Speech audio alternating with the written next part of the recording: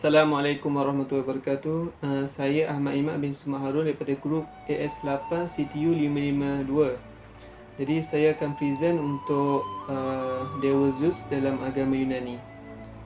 Jadi untuk asal usul penganut Zeus ni, jadi siapa Zeus ni? Zeus dianggap sebagai pengirim guruh, kilat, hujan, angin dan senjata tradisionalnya adalah peti. Jadi dia digelar sebagai bapa, iaitu penguasa dan pelindung kedua dewa dan manusia. Jadi kalau Zeus ni sinonimnya dia punya kekuatan berkait dengan kilat. Jadi sejarah Zeus ni, Zeus mempunyai anak lah. Jadi dewa Zeus ni ayah dia adalah Cronus dan ibunya adalah Rhea. Jadi first kali ayah Zeus ni, Cronus ni, dia menelan semua anaknya, iaitu Hades, Poseidon, kecuali Zeus saja. Sebab apa? Sebab Zeus ni diselamatkan oleh ibunya iaitu Rhea dengan membungkus batu dengan pakaian, lepas tu memberi kepada Cronus untuk ditelan. Jadi selepas Zeus meningkat dewasa, dia memberontak untuk melawan Cronus dan juga konco-konconya lah, iaitu Titan lah kan, dengan bantuan adik-beradiknya iaitu Hades dan Poseidon setelah diorang dikeluarkan daripada perut Cronus. Jadi selepas tu Zeus menanglah lawan dengan ayah dia. Jadi dia mengguling pemerintahan ayah dia. Jadi untuk simbol dewa Zeus ni, kita boleh tahulah iaitu Zeus ni dia berkaitan dengan kilat. Jadi simbol dia adalah kilat lah. Kau tengok kilat tu adalah senjata dia. Jadi kilat ni melambangkan simbol kekuatan dan kekuasaannya. Jadi sebagai raja, Zeus juga sebagai raja para dewa. Jadi Zeus mempunyai kekuatan untuk memerintah dewa-dewa lain dari Pantheon ataupun Olympus. Jadi untuk sifat Zeus ni, kalau kita tahu, Poseidon mendapat laut, Hades mendapat underworld lah, dunia bawah, dan Zeus dapat langit, Olympus. Jadi akhirnya Zeus dinobatkan sebagai penguasa semua dewa dan manusia yang disebut sebagai universal. Maksudnya disebut sebagai bapa kepada universal lah, iaitu kepada dewa dan juga manusia. Jadi Zeus ada juga kekuatan ataupun kemampuan untuk mengubah bentuknya daripada bentuk fizikalnya kepada bentuk binatang dan sebagainya. Dan biasanya dia digunakan untuk menggoda para wanita lah. Jadi antara tokoh agama kepercayaan Greek ni adalah yang pertama sekali Priscillahan, pendeta ataupun senang faham imam lah. Jadi dia lah yang mengaturkan upacara keagamaan dan juga menyampaikan doa. Jadi untuk wanita ni, wanita juga boleh menjadi imam. Maksudnya dia lain sikit lah. Wanita ni boleh jadi priest, tapi bezanya adalah wanita biasanya untuk dewi wanita, kalau lelaki untuk dewa lelaki. Jadi para imam ni dia mempunyai berbeza tugasan lah. Ada yang maksudnya para imam melayan Tuhan tertentu. Ada yang menyembah Zeus, ada yang menyembah Poseidon, ada yang menyembah Hades dan sebagainya. Jadi cara diorang menyembah ni ada banyak lah kan. Dan salah satunya adalah diorang akan membuat upacara pengorbanan. Jadi diorang ni biasanya akan korbankan babi, domba, kambing dan sapi. Lepas diorang korban tu, diorang akan masak lah dan buat makan untuk rakyat-rakyat di Yunani itulah. Dan patalarannya adalah apabila buat upacara ni, ada setengah upacara yang tak boleh semua hadir. Maksudnya ada upacara yang khas, hanya orang yang tertentu saja yang boleh hadir. Maksudnya bukan sebarangan lah orang yang tertentu, bukan sebarangan lah orang yang boleh buat upacara ini.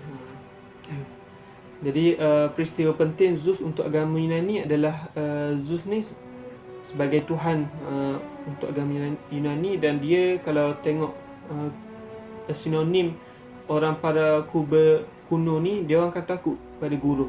Maksudnya kalau sebut je kilat ni, dia orang akan gerun lah.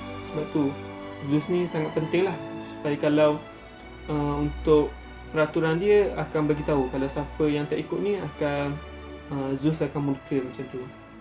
Jadi kesimpulannya, agama Yunani ni mempercayai Zeus adalah salah satu dewa utama di Yunani. Asal usul kekuatan Zeus yang paling terkenal berkaitan dengan penguasaannya di langit, Olympus. Jadi dia menggunakan senjata ikoniknya iaitu petinya untuk memukul musuh dalam pertempuran Mereka yang tidak mematuhi undang-undangnya akan menimbul kemarahannya dan juga boleh disambar petir sebagai hukuman. Ketika marah, dia akan memanggil ribut di laut, terutamanya di laut terutamanya. Ini adalah tanda bahaya ketidakpuasan Dewa Langit. Hal ini telah membuktikan kekuasaan Zeus menurut tamadun Yunani. Jadi seterusnya saya akan mengulaslah untuk ulasan artikel. Jadi saya ambil ulasan daripada Reshma Salim, iaitu tajuk dia adalah Greek and Indian Mythology. Maksudnya ada persamaan antara Greek punya mitologi dengan agama Hindu sendiri. Jadi kita baca dulu biografi penulisnya. Dia merupakan penolong profesor di Fakulti Bahasa Inggeris di SN College Chasanur Universiti Kerala. Jadi dia ni profesor lah, senang kata kan. Pendidikan dan juga kelayakan penulis ni, Risham ni dia mempunyai sijil ataupun sijil pakar bahasa Inggeris dan juga sastera. Dan dia juga mempunyai 4 tahun dan 8 bulan pengalaman sebagai pensyarah. Jadi antara pemikiran yang sering dikaitkan dengan beliau adalah pakar dalam ataupun teori sastera dia. Yang tu yang menarik para peminat baca bahagian mitologi ni. Jadi untuk pengenalan dan pengenalan penulis dan juga pemikirannya. Jadi dalam karya ni ditulis oleh Rishma Salim ni menegaskan bahawa India dan Yunani adalah dua peradaban hebat yang dapat membanggakan mitos yang kaya dan pelbagai. Maksudnya dalam mitos ni ada banyaklah peristiwa-peristiwa yang boleh kita kaitkan. Maksudnya dalam mitologi Yunani dan India, dua legenda ni, mitos ni dapat dikaitkan. Maksudnya ada persamaannya lah. Okey, kita terus kepada komentar buku, artikel dan penulisannya. Jadi untuk tajuk buku beliau adalah Greek dan Indian Mythology. Nama beliau adalah Rishma Salim. Tarikh penerbitan ni adalah 14 Disember 2018 dan jumlah muka surat adalah 1491. Jadi ringkasan buku ni adalah mitologi Yunani dan Hindu adalah orang kata legenda tertua ataupun mitos yang tertua dan yang paling orang kata berpengalaman dalam mengetahui oleh manusia. Maksudnya Hindu dan juga Yunani adalah orang kata tamadun yang paling lama lah dan mempunyai banyak mitologi yang boleh kita kaji. Jadi dalam kedua ni ada kesamaan yang menunjukkan bahawa kedua budaya ni mempunyai pengaruh yang kuat terhadap yang lain dan yang satu adalah sumber yang kuat. Maksudnya dalam kedua perbezaan ni ada orang kata ada bukti ataupun fakta yang kukuh lah dalam persamaan kisahnya dan juga wataknya.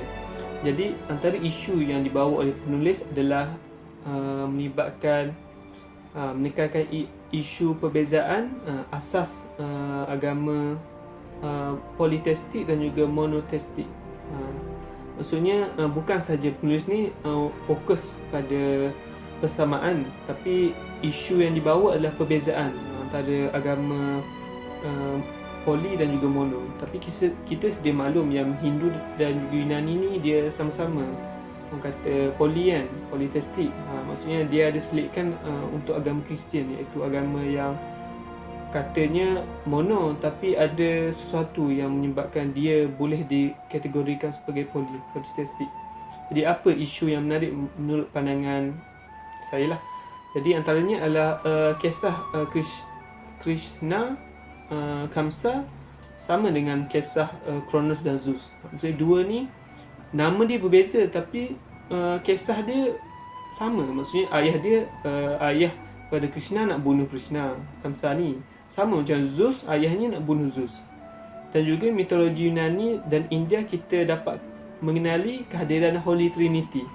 Kalau kita perasan kan, bukan saja Kristian tapi agama-agama politeistik ni ada pengaruh Trinity dia. Maksudnya dalam Zeus ada Zeus, Poseidon dan Hades. Dalam agama Hindu macam saya beritahu tadi, yang dia samanya kalau macam Zeus ni ada Zeus, Hades, Poseidon. Kalau Hindu dia orang ada Rahma, pencipta, Vishnu, tukang jaga, dan juga Shiva, the destroyer lah orang kata. Jadi ada persamaan antara mitologi. Kadang-kadang Kristian pun ada persamaannya dengan mitologi agama mitologi ni. Okey, pertama sekali kita tengok dulu bagaimana kita nak menilai kekuatan juga kelemahan dan sumbangan artikel ini. Jadi kekuatan ni kita fokus pada isu utama kita dulu. Sebab isu dia adalah persamaan antara mitologi Yunani dan juga Hindu. Jadi itulah kekuatannya sebab ada fakta-fakta, iaitu watak-watak yang menunjukkan yang tugas dewa-dewa daripada Yunani dan Hindu ni sama. Itu bagi saya itu satu kekuatan. Dan kelemahan dia adalah dia menunjukkan orang kata perbezaan antara agama-agama ini. Dan bukan saja perbezaan antara agama-agama, kedua agama ini, malah ketidaksamaan dalam kitab dia orang. Maksudnya kitab dia orang ada menunjukkan pasal tauhid, tapi ada juga ayat dia yang berlawan dengan tauhid. Maksudnya suruh menyembah pelbagai tuhan. Tapi sumbangan artikel ini antara banyak ni adalah kita boleh dapat lihatlah bukan sahaja agama-agama Hindu dan juga agama Kristian Yunani boleh kita kaitkan, tapi malah agama Islam. Sebab dalam artikel ni juga menunjukkan, orang kata, terdapat suatu mesej yang menuju ataupun menunjukkan untuk Islam. Jadi untuk kritikan dan ulasan terhadap artikel ini, bagi saya macam saya sebut tadilah, yang bahawasanya dalam ni penulis memfokuskan perbezaan antara kitab-kitab dan juga perbezaan antara kedua agama ini. Jadi antara yang beliau beritahu, penulis ni dia tulis, iaitu dalam agama ni ada banyak pecahan set, iaitu macam Vaishnav, Shaktism dan juga Smartism. Dalam Kristian pula ada Katolik, Protestan. Dan ini bagi saya tak berapa gemalah sebab ada melibatkan pecahan ini. Jadi kita nak tahu isu yang utama tu, jadi larilah. Jadi antara impactnya bagi saya lah dalam tulisan ini, kedua-dua agama menunjukkan banyak falsafah yang tertentu, dan kadang-kadang falsafah ni boleh diterap dalam agama-agama lain. Contoh dalam Islam, kita tengok dalam Mu'tazilah, golongan Mu'tazilah ni ada dia mengambil falsafah daripada Greek. Dan ada juga dalam India ni juga mencipta pelbagai saintifik dia. Dalam artikel ni juga orang kata memfokuskan lah, iaitu teknologi pada tamadun Hindus yang banyaklah memberi sumbangan bukan kepada saya saja, tapi pada. Jadi antara maklumat yang baru yang saya dapat adalah persamaan dalam Tuhan-Tuhan dia. Maksudnya dalam Tuhan Hindu dan juga Tuhan Greek ni ada persamaan dia yang kadang-kadang ramai yang tak tahu. Sebab tu kadang-kadang kita tengok ni, dia seolah-olah berputar. Benda ni berputar. Ada juga kita tengok dalam beberapa agama, bukan sahaja Greek dengan Hindu, tapi ada beberapa agama yang mengamalkan konsep yang sama. Maksudnya konsep yang sama dengan politeistik ni lah, walaupun namanya agama lain kan. Okay, yang last sekali adalah rumusan dan juga cadangan lah. Jadi secara keseluruhannya kita dapat simpulkan bahawa penulisan artikel ini dapat menyedarkan pembaca tentang keperluan dan juga kepentingan mencari persamaan dan juga perbezaan agama, supaya kita dapat carilah agama mana yang benar dan juga agama mana yang palsu. Tetapi cadangan saya adalah asas untuk membuktikan kebenaran ni dibuat oleh pekanji tanpa berdasarkan rujukan yang bias. Maksudnya kalau membuat artikel ni, cadangan saya adalah tidak menggunakan rujukan yang untuk kepentingan penulis itu sendirilah. Jadi itu saja daripada saya. Sekian, terima kasih.